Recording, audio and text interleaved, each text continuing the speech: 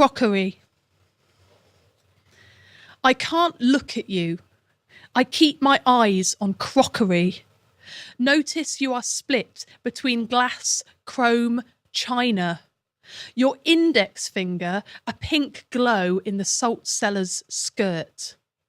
Face, a pale glaze on white plates. The wine glass has peeled a crescent from your mouth. Each crease ridging the grease. I can't look at you. Instead, I watch your coffee ripple when you knock the table with a knee. As you leave, glasses clear. Spoons lose their dash of colour. I'm fascinated by the play Titus Andronicus, where the human body is a site of revenge. And in one such act of revenge, the central character's daughter, Lavinia, is raped and mutilated, her hands cut off and her tongue cut out so that she cannot identify her attackers. I've seen many productions of the play, some of which are recalled in the next poem, in which the hunt refers to the attack on Lavinia. It begins with a quotation from her uncle after he finds her. Following Lavinia. Who is this? My niece that flies away so fast? John. I spent a summer reading the Roman plays aloud in a yellow attic room in Coventry after John moved out. I read The Hunt while spotting grazes on paint, pale patches on the carpet, mapping where his furniture stood. Sitting at his desk, sinking nails into polish and wax from candles he'd burnt, plugged into wine bottles, drooling trails that cooled and whitened. I read The Hunt, gathering flakes beneath my nails. Neil. I watched The Hunt in Edinburgh from a stall which smelt of polish, a friend's fringe debut. I had seen actors rush, spit, edit, but Neil laid the lyric gently on her cheek, refused to cut her uncle's elegy to her limbs, her voice. Paul. I watched The Hunt with Paul on a pull-down screen in a Warwick lecture theatre. Desktop soft enough to sink a pencil tip in veneer, scratch my name. Paul was hungover, left on the shot where they staked her out on silvered wetland. Her new language scribbling from her mouth, her wrists, her fluent heart. Their names. She takes the staff in her mouth and guides it with her stumps and writes. They took her tongue, her hands, so she tried to write with driftwood, sand. The sea was too strong. Her words, little caves, water curled up in, blunting their edges. She tried to speak again, carved deeper. The sea was proud with storm, collapsed their walls, blanked the beach to a nonsense of weed, silenced the sand.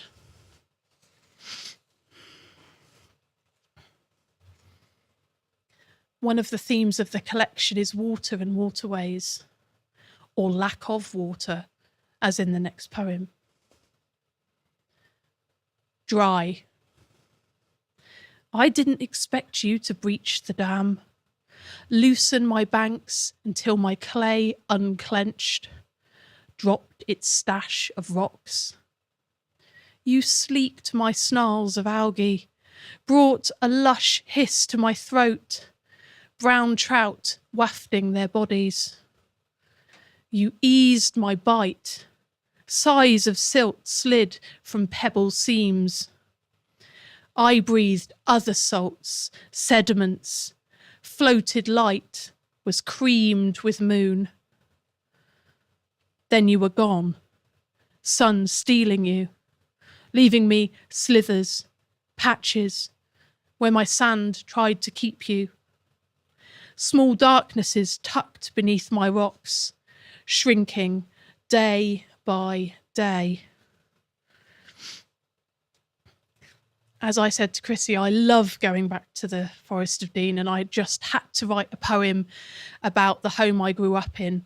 I grew up in a garden centre called Pygmy Pinetum in Cannock Valley, right in the heart of the forest. And this is called Home to the Garden Centre, the Forest of Dean. We return when the garden flares, red, pink, orange rhododendrons and camellias, hydrangeas freeing their blue moths. To nest cones stitched to the eaves, the gargoyle with moss on his hands, a nostril plugged with lichen.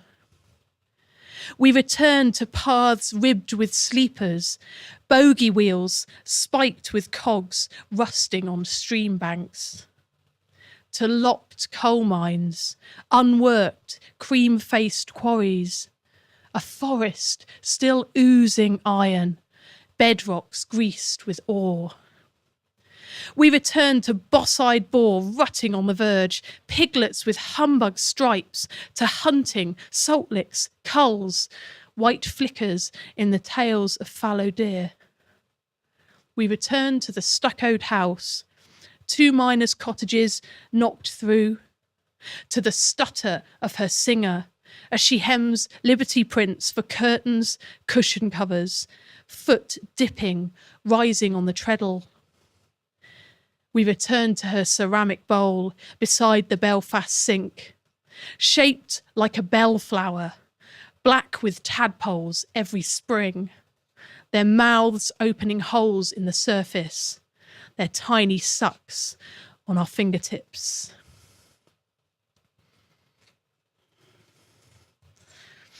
The poet Dante Gabriel Rossetti, was married to Elizabeth Siddal, beautiful, beautiful woman with reddish coppery hair.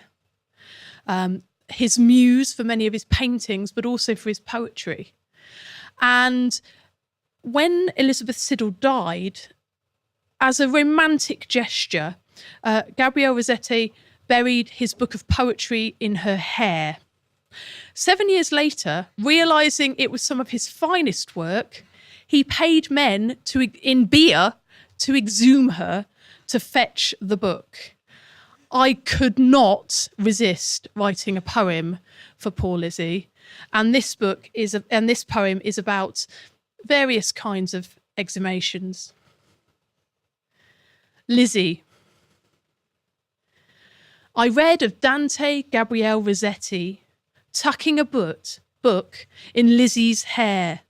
Highgate, plot 5779. Stowing hours spent, rhyming the planes of her face, wording her long neck, while she faded on laudanum in 14 Chatham Place. I understand burials, delete Word files, type an email address in the Hotmail search box, click select all, delete, empty recycling bin, clear.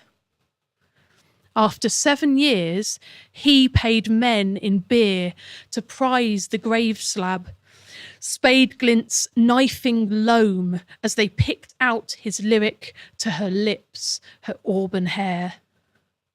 I understand exhumations, recharge an old phone, slot in its SIM for text message streams.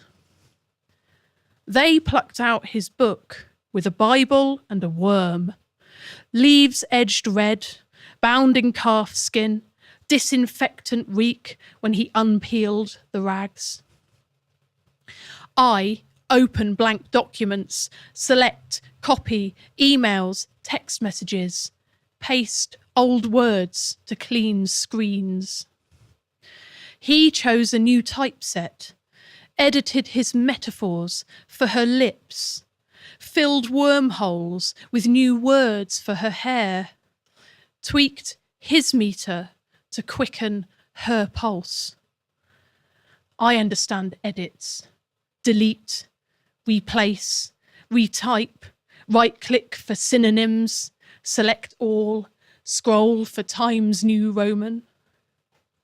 He rewrote her reds, her seductions, shames, the flames in her hair, selected new words for medieval rooms, gleams of lattice, arras, burnt perfumes, parted damask.